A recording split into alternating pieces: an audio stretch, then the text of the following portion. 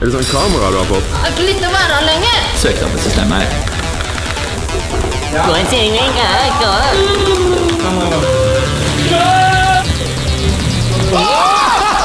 Jeg lukter Hansen.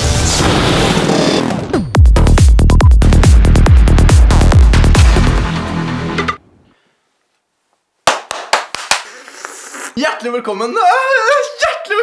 Hjertelig velkommen til en ny Brusjan-vlogg. Hvis du er ny her på kanalen, så heter jeg Jonas, og dette er Brusjan. Vi er et film- og idéproduksjonsselskap, og vi lager mye forskjellig rart.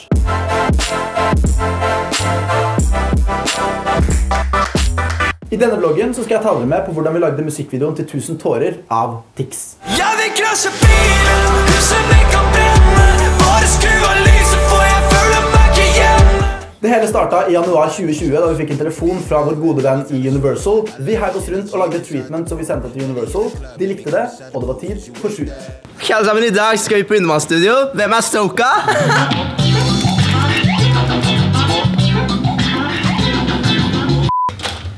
Se hun som åpner opp.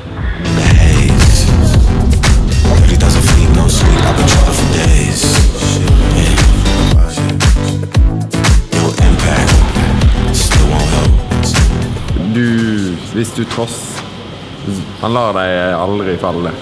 Moses sa det. Første vers av Ezekiel. Sammen i hvert fall Bibelen jeg godt belest på. Ja, kult. Boller, det har de ikke i Mexico. For det er der det har vært.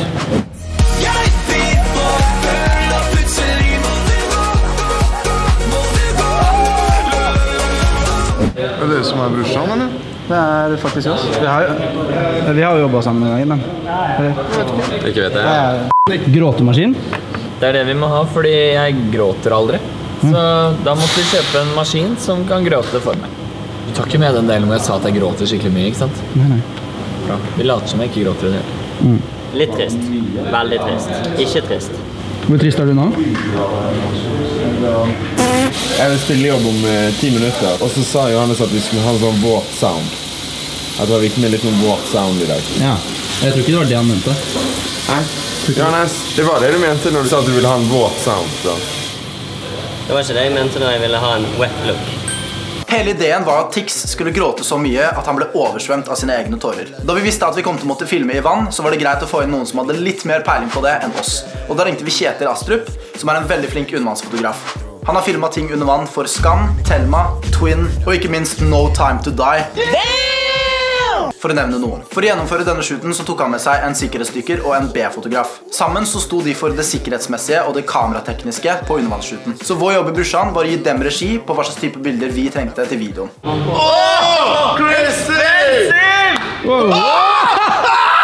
Det er fantastisk. Det ble fetere enn jeg trodde.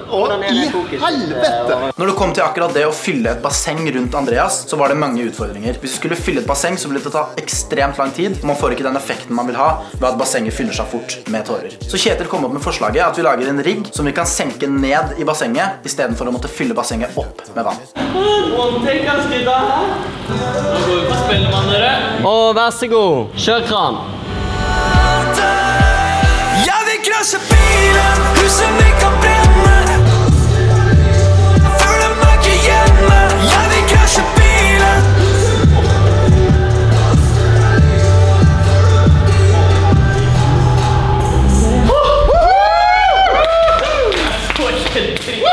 Det var mye verre enn det. Det er som en person på ryggen din. Nå kan du riste. Nice. Men se her da. Å, fy faen. Hei, Johannes. Jeg sier at dette her er veldig good. La meg bare ta... Vil du ha en tyggis? Er det sånn kamera du har fått? Er det fra skolen, eller? At skole har det på sånn utleier. Nei, det er vårt. Eller vi eier det. Brusjan. Vi jobber jo sammen der. Flink du? Vi jobber sammen. Er du ferdig med Særam? Er du ferdig med Særam? Er det Erlend Lo? Går bra med prosjekt? Skoleprosjektet ditt? Ja, det går bra. Siden Andreas skulle lipsynke under vann, så måtte vi ha en eller annen måte å få lyden under vann på. Og da brukte vi en undervannshøyttaler som vi koblet til en høyttaler på land via en walkie-talkie. Denne høyttaleren av walkie-talkien brukte vi også for å kommunisere med Kjetil når han var under vann. Hvis du trekker deg så langt ut som mulig, og så bare har kamera statisk rett mot det svarte. Ja, men skal vi betale for det? Vi må jo ha en gratis. Det er jo ikke for. Okay. Dear PlayStation, we're a bunch of guys. We're 5 people. We make hilarious videos, vlogs, everything. We have thousands of views on YouTube and social media. We need a PlayStation to do our work. Please, PlayStation, Sony Network, whoever this message goes to, give us a PlayStation and I will promise you we will deliver on your behalf. Ja, skal vi drukne litt igjen da, dere? Ok, en liten fun fact. Det var bare refrenget som var ferdigskrevet på det tidspunktet her, så vi kunne bare filme lipsynk av refrenget og ikke selve versene. Derfor ser du ingen lipsynk av versene under vann. Det drittkaldt! Da tenker vi James Bond på den her. Ja. Sånn? Ja. Og vær så god. Bare skru av lyset, for jeg føler meg ikke hjemme. Jeg vil krasje bilen, huset mitt kan brenne. Kaste meg fra himmelen til helvete for henne. Shit, ass. På et tidspunkt så fikk Andreas virkelig bruk for Henrik. Vi hadde filmet et langt take. Andreas har på ankerlodd, og selve pelsen hans gjør at det blir veldig, veldig vanskelig å komme seg opp. Han var sliten, og han klarte så vidt å kjempe seg til overflaten. Så Henrik kom og dro han opp før det var for sent.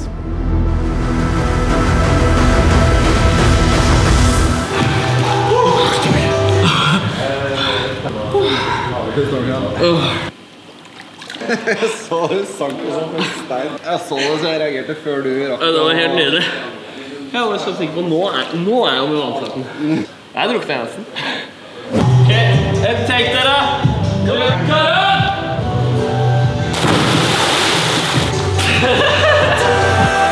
Jeg vil krasje bilen, huset mitt kan brenne. Livløst død? Ja. Der går musikk.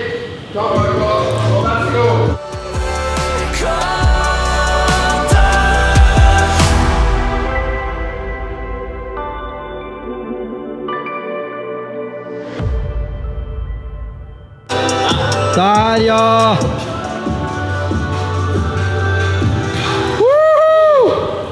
Nice! Nå er vi ferdig. Fy faen så bra, Andreas. Fy faen du jobber bra. It's a wrap. Bra. It's a wrap.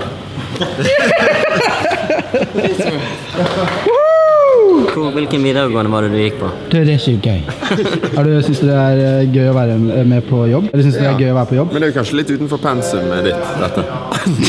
Yes! The star himself. Ja, nå skal vi... Nei, jeg skal ikke si hvor jeg skal. God tur da.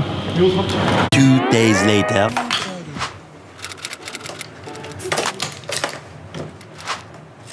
Nei! Yes! Bra jobba i dag. Klippe litt til sammen. Søren. Jeg tror det blir en av de gøyeste musikkvideoene vi har skutt eller vært med på.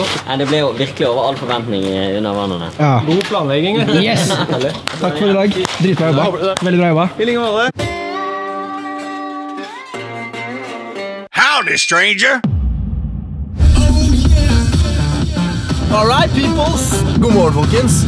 I dag er det en nydelig onsdag morgen i november her i Oslo. Det er veldig dystert, men jeg er veldig gira. Nå skal vi filme den delen som er over vann, sånn at vi kan komme oss nærmere Andreas og rundt. Vi skal få det til å se ut som at det er samme sted som der vi filmet undervannsruten. Så det skal være dramatic, det skal være action. Og i går så var vi og rigget litt opp. Ja, det er riktig. Vi er her og skal sette opp alt av lysutstyret nå. Klokken er 4, dagen før shoot. Johannes setter opp utstyr. Thomas har malt hele fuckings gulvet. Og nå er det på tide å få opp these bitches.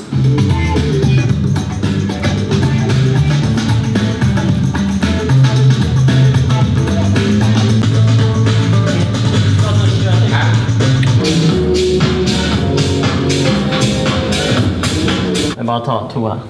Ja, ta den på diagonalen. Skal vi se. På diagonalen. Det beste har jo egentlig vært grønn. Ja. Det beste hadde egentlig vært grønn. Da kunne du ikke gitt det. Ja, for da kunne vi ikke gitt det, sant? Ja. Feel your impact. Eyes closed while I ride the wave. You love it. I'm in the haze. Jeg er dritlei. Jeg har ikke lyst til å være her lenger. Nei, henger du bak oss, bror? Jeg har lyst til å dra hjem. Du får jo den dyre versjonen. Ja, det dyrt. Under Jeg har 60. ikke lyst til å betale. Det har ikke... Okay, dear Sony network, whoever receives this message, please give us a PlayStation because we need it to make hilarious videos. You will gain very much attention because we are a branding company. We do videos, we do hilarious videos. We'll reward you with great numbers, high numbers. Sales curve. Okay, okay. What's up?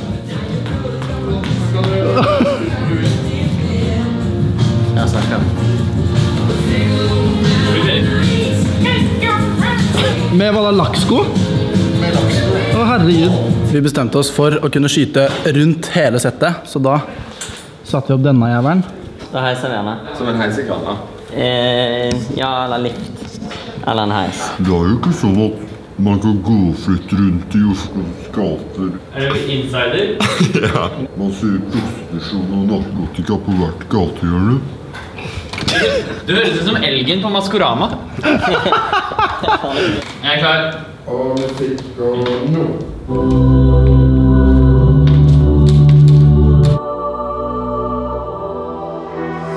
Se meg. Se meg. Gi meg 5 minutter til å være med deg. La meg. Please, la meg. Se et tegn på at du kanskje vil ha meg. Føles som jeg jobber i sånn veivesen eller noe. Skal bare, ja, litt øyeblikk, skal bare søke opp navnet der. Hva var det så det het?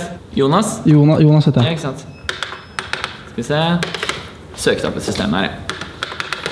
Vil du ha kvittering? Ja. At det er noen pussebesvær på opptak her, så vi trenger å ha litt ekstra oksygen tilførsel. Dette har jeg tenkt på i ukesvis. Har du tenkt på alternativer, eller er dette det eneste du har tenkt på? Hvordan er det at tårene kommer der oppe ned? Når den er fyrer nå, så kommer det bare til å eksplodere i ansiktet mitt. Sykt? Ja, du så på ekte ut som en ape. Ja. Ser ut som en EDM-stjerne, Andal. Det her er litt bedre. Everybody fucking jump! Woke up today with this feeling. Better things are coming my way. When the rainy days are dying, gotta keep on trying. All the bees and birds are flying. Get on out when you're down, baby. Take a good look around. I know it's not much, but it's okay. Jeg er forelsket i et eventyr, selv om det gjør vondt. Jeg er skeiv, eller? Er du skeiv, eller? Kom da, jeg går, Kanskje vil ha meg for en Tinder, men ingen der som passer det for meg. Gråter meg over gråter. Ta hodet ditt over, Andreas! Gråter meg over gråter. Jeg vil krasje bil, brenne. Sorry at jeg ler. Jeg så trodde jeg ikke skulle drukne i dag. Andreas blir faen meg soaked. Jeg åpner stemmebåndet, og der renner alt inn. Ja, jeg er ikke tørst nå. Er det for mye lys når vi er på pianoet? Vi kan ta det ned i post. Ja, vi tar. Post, det sier det alltid, men skjer det egentlig? Det gjør jo ikke det, vet du. Eneste lekingen i post, det er når du lager vlogg. Yes. Da skjer det mye i post. Anasaratan Asian School! Oi, kan du vietnamesisk? Ja. Og kinesisk?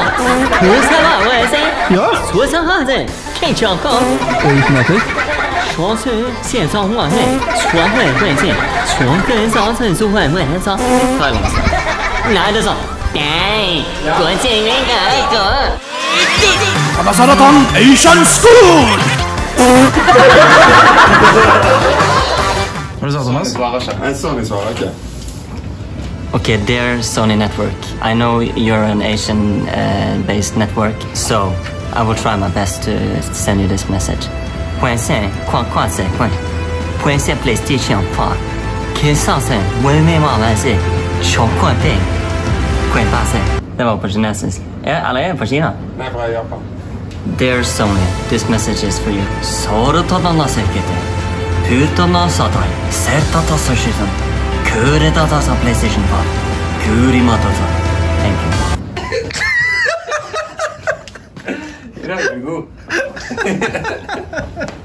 Here you go, sir. Thank you. Jeg har en tidsfordel mens jeg sitter her som en våt katt. Er du kald? Er det litt synd på deg? Det er ikke dritfett, det er det ikke. Make it drip. Snakker om meg som om jeg er glemt. Når vi er på shoot, så er det alltid viktig å være litt kreative. På det bildet her så trengte vi å ha litt vannspill i ansiktet til Andreas. Og måten vi løste det på var å skyte et lys gjennom en vannbøtte, sånn at overflaten reflekterer lyset i ansiktet til Andreas. Creative fucking minds! Gråter meg over katten. Jeg vil krasje bilen.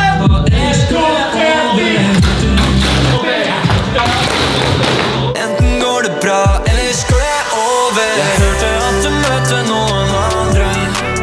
Gråter meg